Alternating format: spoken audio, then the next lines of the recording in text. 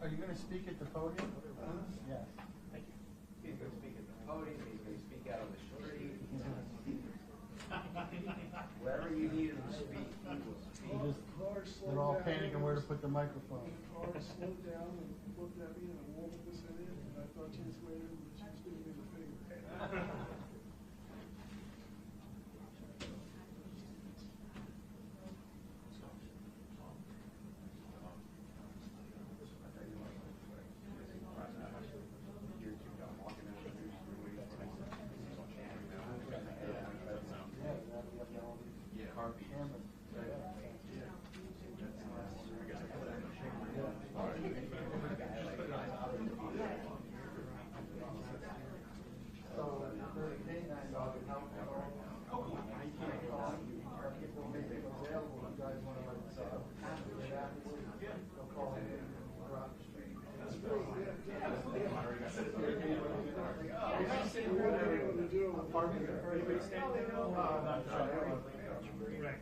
I notified them. Perfect. Both will be in contact with the dog. We'll make that happen. Yeah. I'm going to pull a chair over. That's right. It's so close to the throat.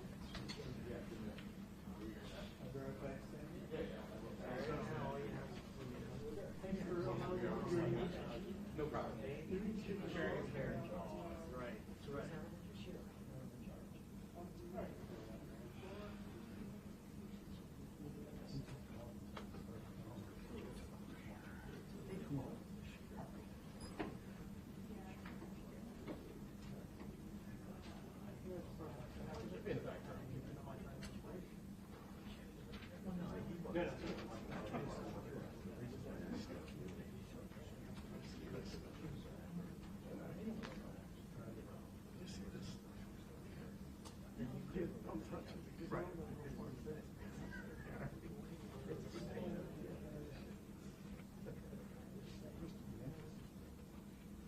And your office. I mean, I guess the guys working like resident control and sheriff.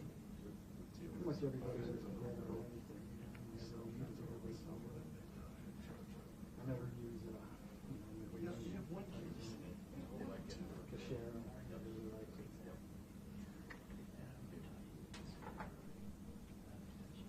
What's the other one you've been looking at? It's not here. Turn it off. Oh, is it?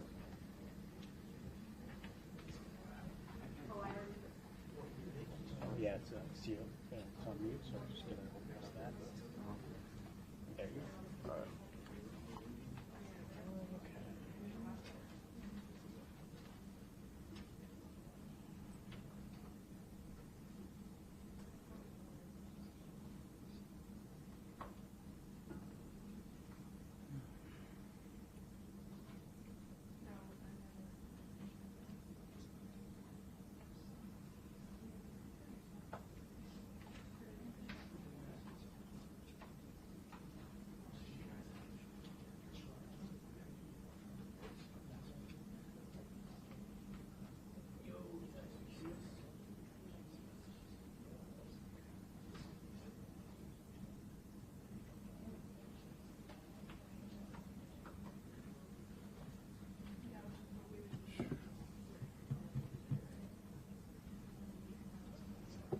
I think he does.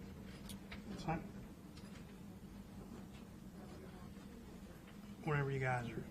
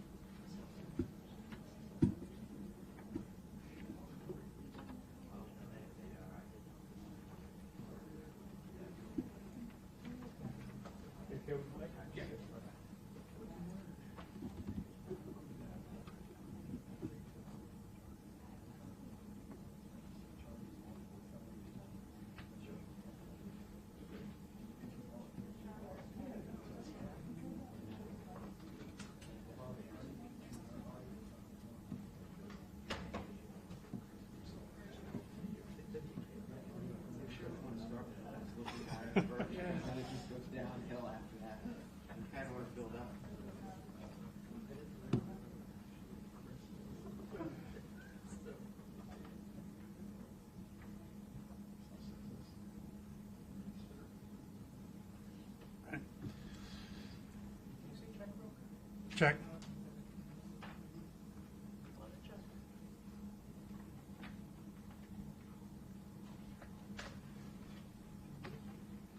Turn it on.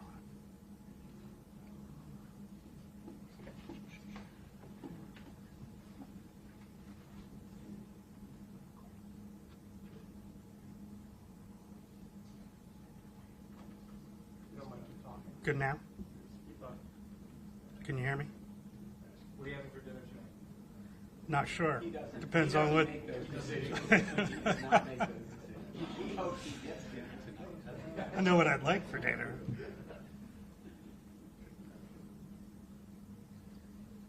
Good.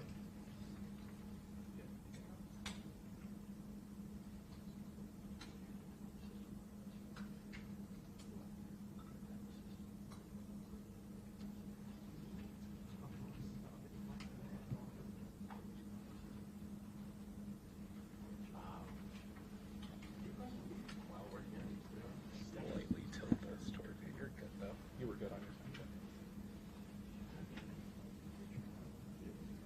Okay, now. So what'd you have for dinner? Not sure what we're having for dinner. Good to go. They're having whatever she decides they're having. Exactly.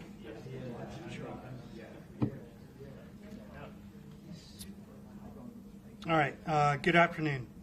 I'm Matt McDermott. I'm the Director of Administration and Chief Clerk for Lycoming County. Welcome. In a few minutes, you'll get an update from District Attorney Marino regarding crime and the drug crisis that plagues the county and the city. One of my main roles is to coordinate resources within the county, county departments, and assist our partners, the city law enforcement, and other local law enforcement entities. It really truly is a team effort to tackle the challenges ahead of us here, and I'll lead it off with District Attorney Marino.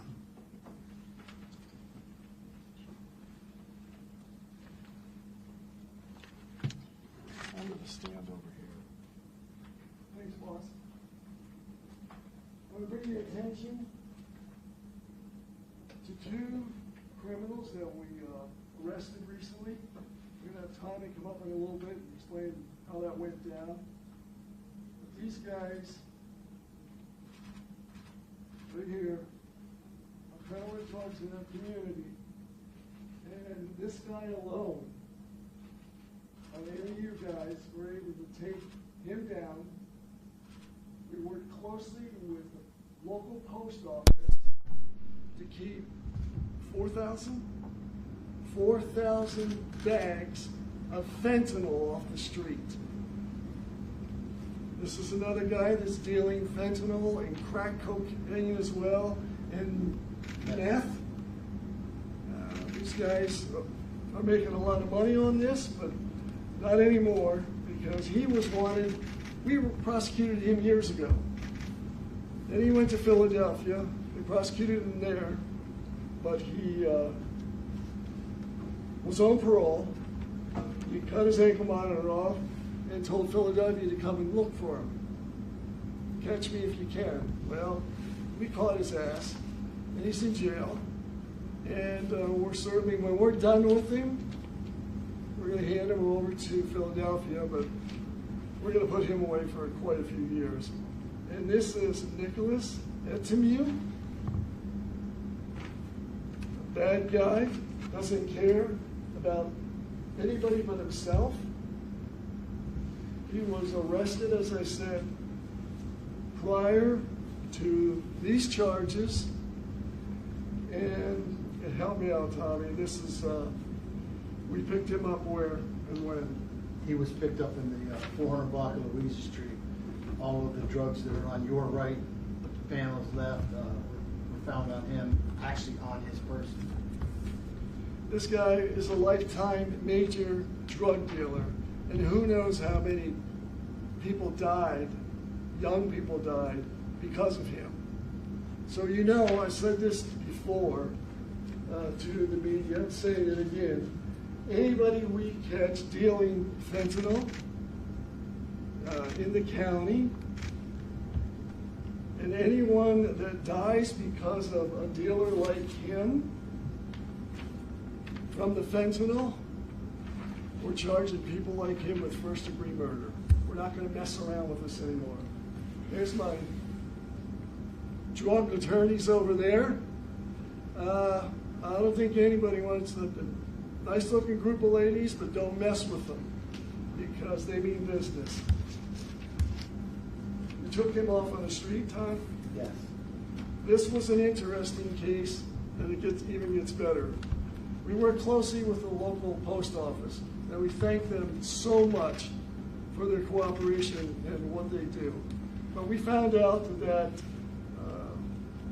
some packages are coming to this character, Anthony Stockman, and so we were able to get the packages from Postal, and because their drug dog hit on the package, so we were able to get that package, take the fentanyl out. Was there meth in there? Yes. Meth and fentanyl. And I think that any of you guys put a little picture of him in there and said, you know, some amusing fact that, hey, guess what? We're here. This guy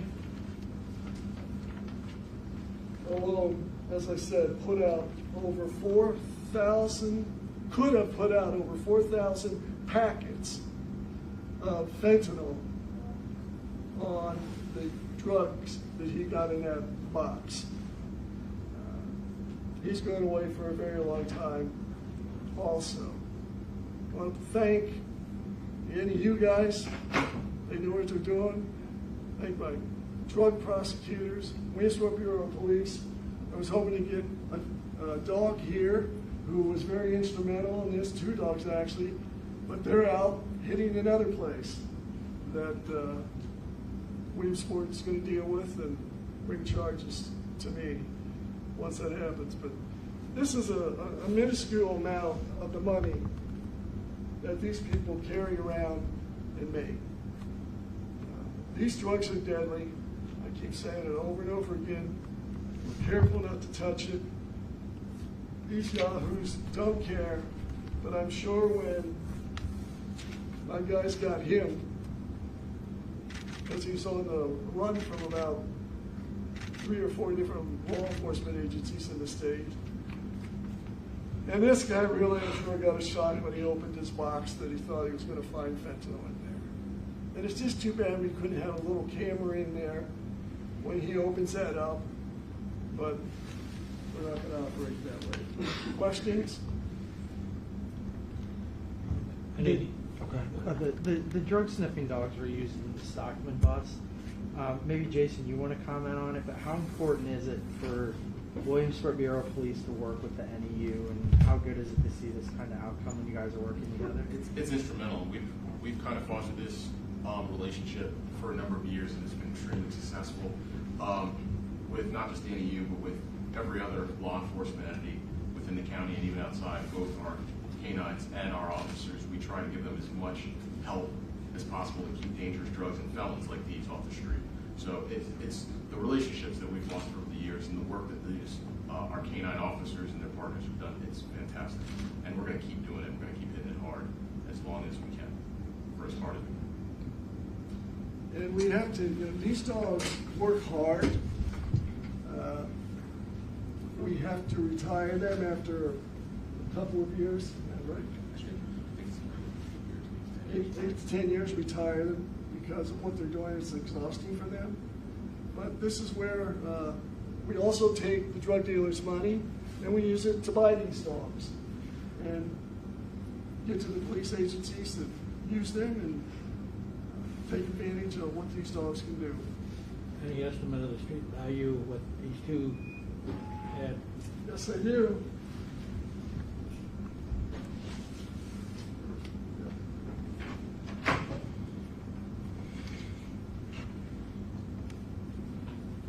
Ed Temu, this guy, had 45 grams of fentanyl, 1,500 bags at a value of $15,000. He had cocaine, 42 grams with a value of $4,200, and 25 grams of crack worth $6,250. And to me, it was in bail on $300,000 bail, and I think Stockman is on bail for $250,000 bail. Good bail. Good bail means cash, not 10% of the bail, but having to come up with $300,000 or $250,000 before they can get out. And I routinely ask the district justices and the court, common pleas, if you're going to entertain bail, make sure it's something huge that we know they're not going to get out. And the courts have been good to us and have done that in the past. You have the street value on the other fellow? You just gave the one. On him, it's Page 2 should have it, right? yep, fentanyl, 21.73 grams, 5,000 bags worth $50,000. Methamphetamine, 99.2 grams, $8,000. So you can understand the money that these guys can make by taking lives. You touched on first-degree murder charges for people you can link to a death, linked to fentanyl that they sold. Yes. Are either of these two, are there more charges possibly coming There for are, that? yes. I don't have those yet. We're still gathering information on them. People are bringing it to our attention now once they see that these guys are arrested. And your help as well, getting these pictures out there and letting the community know, hey, look what the law enforcement did. Look at the DA's office. Look at the Williamsport Police. Look at the Sheriff's Office, the state troopers.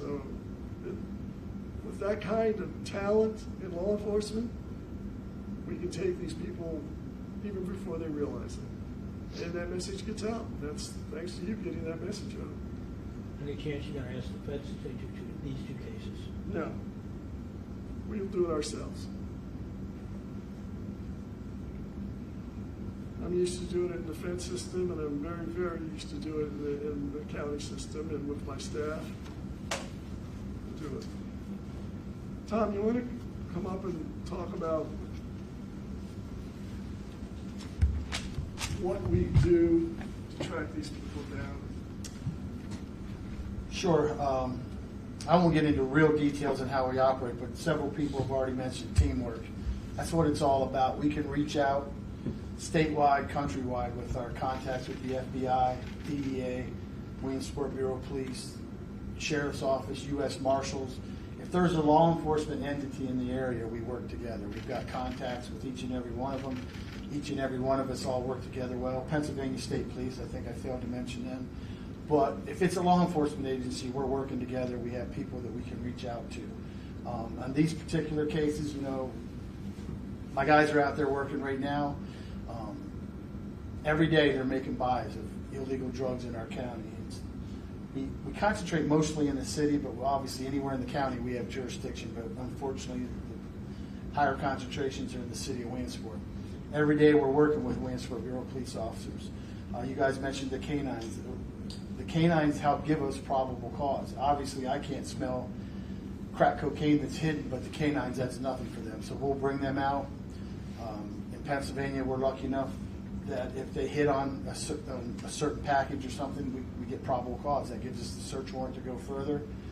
There's a lot of steps involved in all of this. The one with the post office, this gentleman's operating off what they call the dark web. He's ordering his stuff up off the dark web, and we found out it was supposed to be delivered. Without the dog, we wouldn't have had our probable cause. The dog sniffed the packages. Obviously, we do it in a certain way, and the dog gave us probable cause, and then we hit the house and you see the outcome of that. If you do the numbers, the reason that the fentanyl for Mr. Stockman is worth more money, that's high-grade fentanyl. That was going to be cut approximately 7-to-1. So he would use a cutting agent. And again, these people aren't scientists. This is the danger with fentanyl. If that pure, higher purity stuff isn't cut properly, people die. That's when they die. So that has to be cut approximately 7-to-1. If he tried to do it 5-to-1, we'd see deaths in the street. So that would, the grams that we had will increase when he mixes it with some cut. And that's the reason you got a higher value on his fentanyl than the other fentanyl. As we said, as Mr. Marino said, the Etumanu, very cocky, wanted, told the people, well, come and find me if you can, and we kind of take that as a challenge. We like to hear that kind of stuff. My people are highly aggressive, they're highly motivated, and they like doing what they're doing. So that was a challenge to him. We got to him, we got somebody that could help us out with him, and you see the end result. It's disheartening. We had him back in 2019 and 2020. He got a small sentence. He had 3 deliveries that were combined, and he did only a 9-month sentence. So unfortunately, we deal with a lot of the same people over and over again. Hopefully, we can put him away a little longer this time. And that's the game we have to play. They get a kind of a pass on their first ones, and a little harder on the second, a little harder on the third. But we play the game best we can, keep getting them, same people, we'll do them every time we get a chance. So my guys are out there right now, like I said, we'll be back. This is just indicative of what we do on a daily basis, to be honest with you. Some are larger, some are smaller. Sometimes we have smaller arrests. People were asking, why are you messing with a guy that's only got a gram of cocaine? Well, he leads us to the guy that has the 200 grams of cocaine. So we don't care if you're at the bottom of the chain or the top. We're trying to find you. We're trying to get you out of Lycoming County. We want you out of our county. We don't want it here. We're doing all we can to do it. We're residents of the county as well. I think all of my people except one, and we have an investment in the county, and we want to see it cleaned up the best we can. But again, I want to overemphasize, Assistant Chief Bolt's here, Williamsport Police, we work with them every day. We only have a handful of agents that are doing this. I'm not going to tell you exactly how many, but we reach out to the Williamsport Bureau of Police for manpower when we need extra people. When we go to houses like this, we try to take 10, 12, 15 people so we can cover exits, get to them as fast as we can before they flush it down the toilet, things like that. So Williamsport's integral in that. We reach out to PSP. They have a tactical narcotics unit that we use. I may have misspoken. I'm not sure what they're called anymore. They have changed the names over the years, but they have a group of guys that works narcotics as well. The FBI locally has a group of guys. So we'll reach out to them for manpower, and they help on a daily basis. So, and we thank them for that.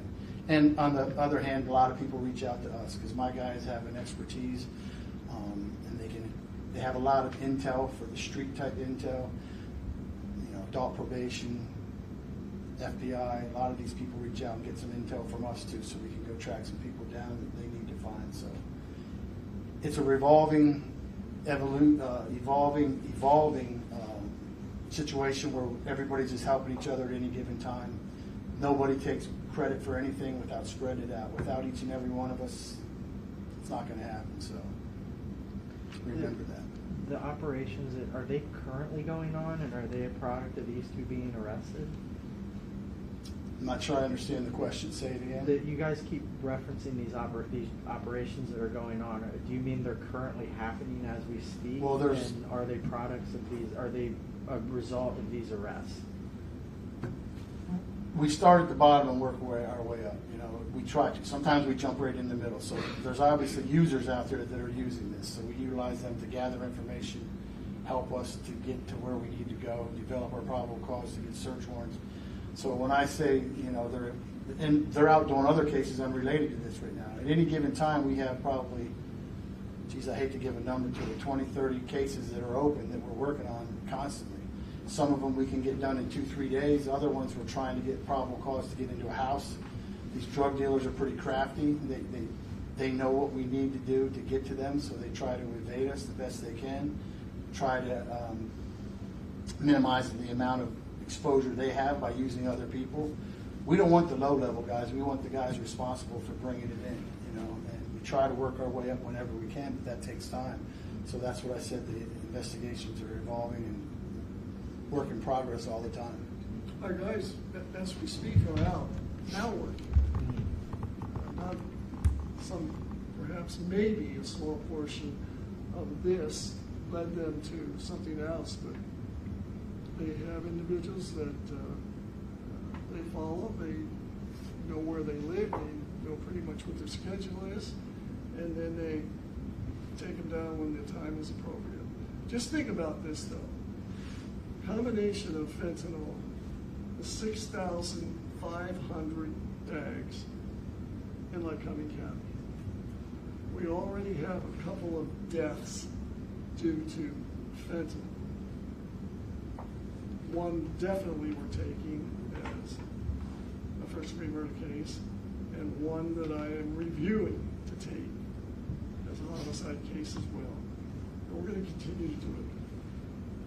Whatever it takes to get the message across. I remember years ago we did this. Tommy was involved, cleaning up the street from crack cocaine. And they didn't think we could do it. Even the judges said we did it in 6 months. We saved lives. Now it's tougher to save lives because this fentanyl, for the most part, is coming across the southern border from Mexico into this country.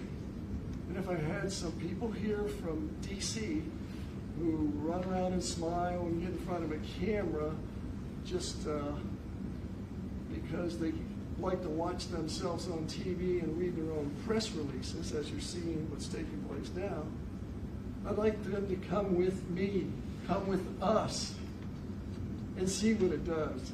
See what happens to a person that's lying on the floor, feet away from their children, that's died of fentanyl overdose.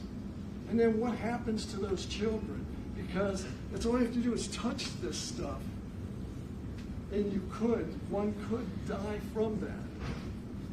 So we're also out there not doing it just because to take these guys down, but to save families and to save young people.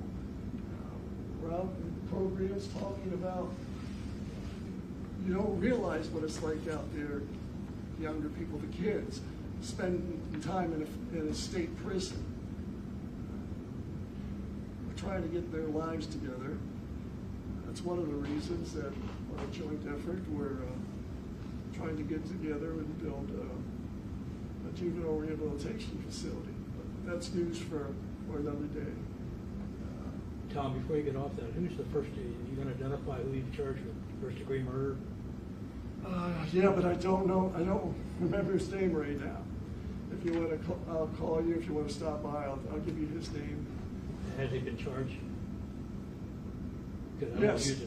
Yes, but I'm elevating the charges from homicide. What I'm saying is the elevated charge has been filed. Yeah. First-degree murder has been filed. Yes. Okay. Any other questions? When were the arrests made? When would you pick these guys up? Let me see here, 7:31 for Mr. Etumenu, I believe, and August 2nd was for Mr. Stockman. And I'm guessing, I'm going to hold this up again because and I wanted specifically colored pictures so people could see, and they may know these characters. Say, oh, I didn't realize this was going on. Or I'm glad to see that this guy was picked up because I knew what he was doing. And the information that we got from community members enable us to do this stuff. So please get these pictures out, and you'll see more of them.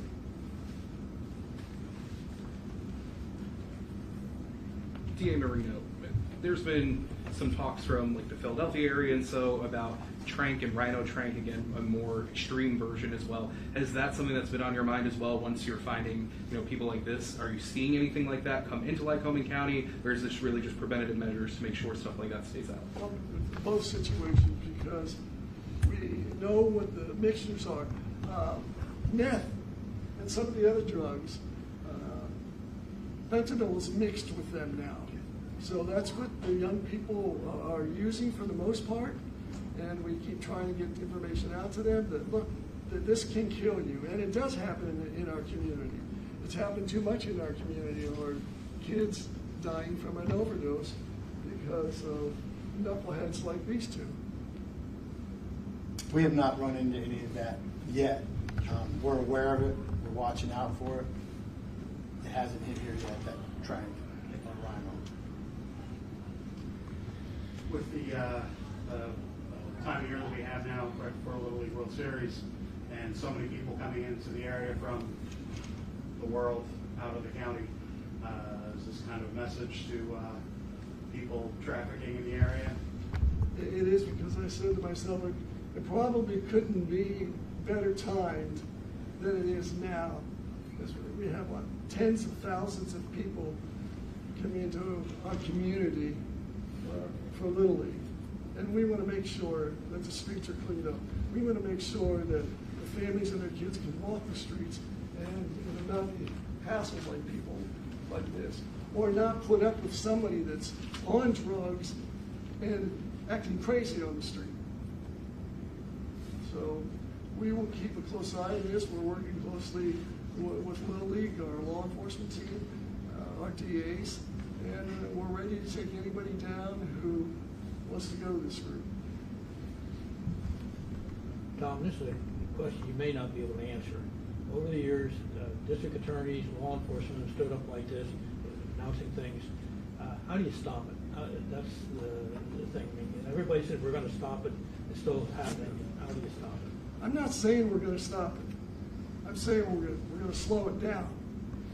And the more we can slow it down, the more we can get the message out that don't come to Lycoming County.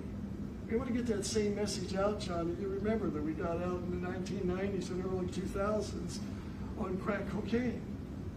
But it's very difficult because these are adults. But trying to talk to the kids, and I just did a preliminary hearing early this morning, and it involved a juvenile, and just to listen to the mother talking to that juvenile was heart-wrenching. But also, you know, we're talking about families that some don't even care where their kids are. I mean, we had a situation where the best that I've heard from a person was, the mother said to the son, I told you I didn't want any guns in the house. It's going to take more than I told you. It's going to take these parents to really become responsible for their kids. Fortunately, we don't have that here. We do have it in shootings with 13, 14, 15-year-olds carrying guns. And we're working on that as hard as we can to find these kids, get them into juvenile court, take the guns, and find out how they got the gun. It's probably from someone older. And so we can prosecute that person too. I don't have the answer other than look what's taking place on TV today. Look what's taking place on here, this. And I hate to carry this. Our kids are addicted to these. Parents don't know what they're doing on these phones. They don't know what they're doing on their computer for the most part. And it's not just a particular group of people. It's in the community. It's white, it's black, it's Hispanic.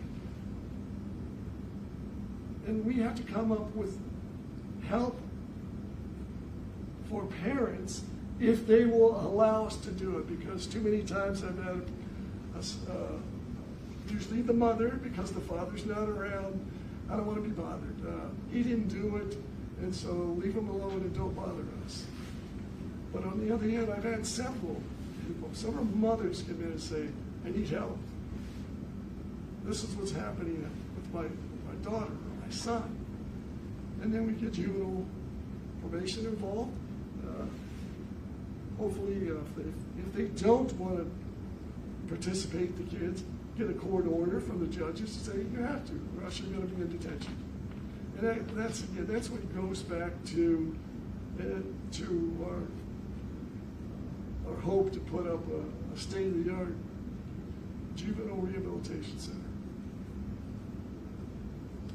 John, I got to talk about what you said. You know, I was involved back in the 90s. A lot of people, late 90s, a lot of people here were involved in different aspects. So we're never going to stop drugs. We're never. The money you see, like Mr. Marino said, this is thousands and thousands of dollars. We're not going to stop it. What we need to do is make it so there's a higher chance, a higher probability that when they wake up in the morning and deal drugs, they're going to jail.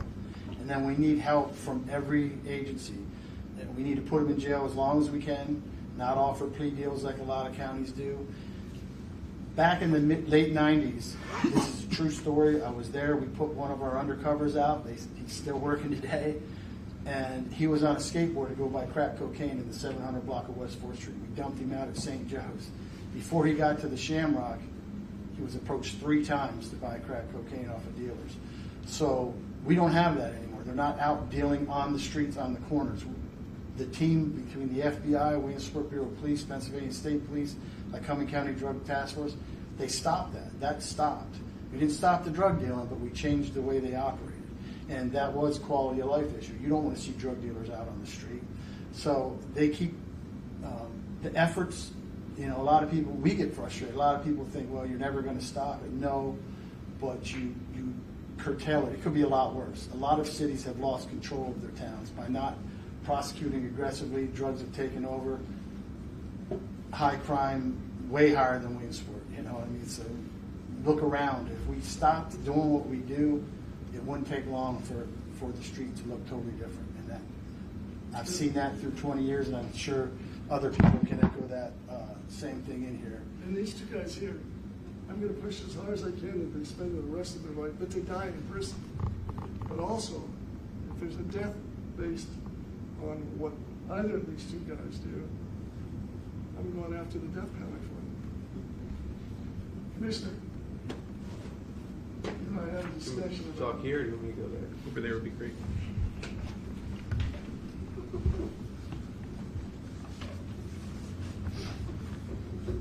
Mark Messina, I'm one of the county commissioners here in Lycoming County. We're just grateful for the cooperation between all the different factors to make our community safe, because, you know, beyond being commissioners, you know, we're citizens as well.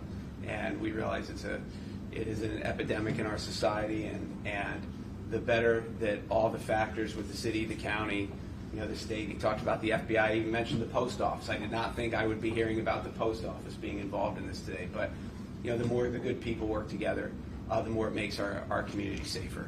And, you know, we also just want to thank the guys on the front lines. And we are here to support them from whatever small part that the county commissioners can support the DA's office and our guys.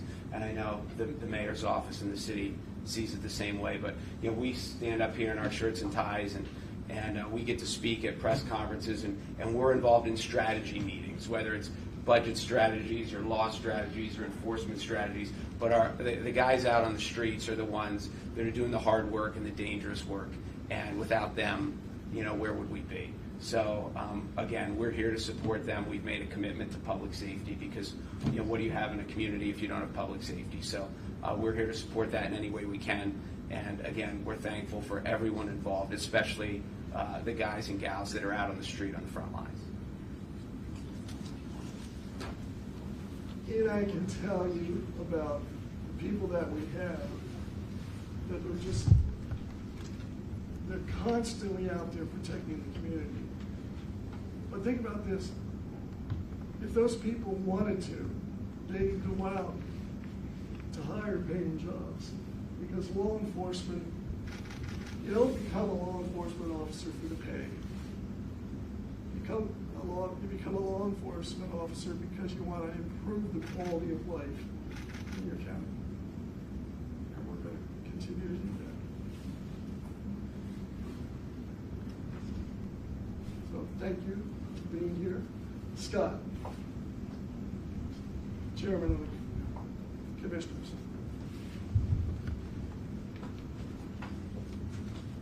And adult probation. Yeah, just real quick, I lived this for 32 years when I was next door in adult probation.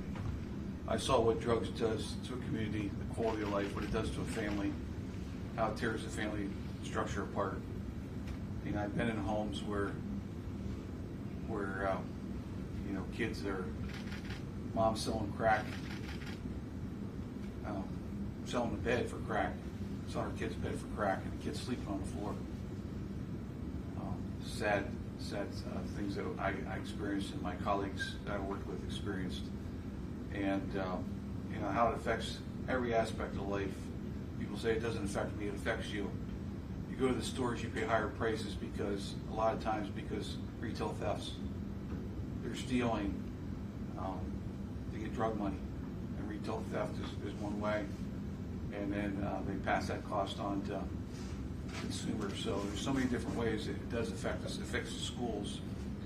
It affects everybody, that all your neighbors. And no one wants drugs around. It tears our community apart. Chief County Detective Ungard's absolutely right. We're never going to completely eliminate it. But we can send a message to the drug dealers that this is not going to be tolerated in Lycoming County. We'll provide resources to law enforcement. We've done so. Public safety is number one in the county. We want to be able to walk up and our streets during the day and night and make sure everybody's protected. So we want to thank law enforcement because they do the hard work. They're out there on nights, weekends, holidays, taking a risk. It's very dangerous work, and we want to thank them for what they do. So we'll continue to work hand in hand with all our law enforcement. But it's absolutely devastating when you see this firsthand, what it does to a family and a community.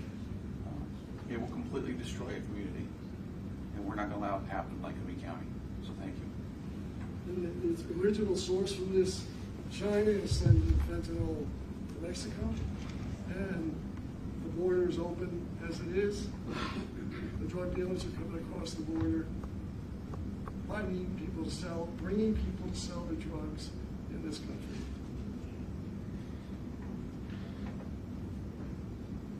So not only are we fighting it here, we need to be fighting it on that border, because that's from where it's coming, for the most part.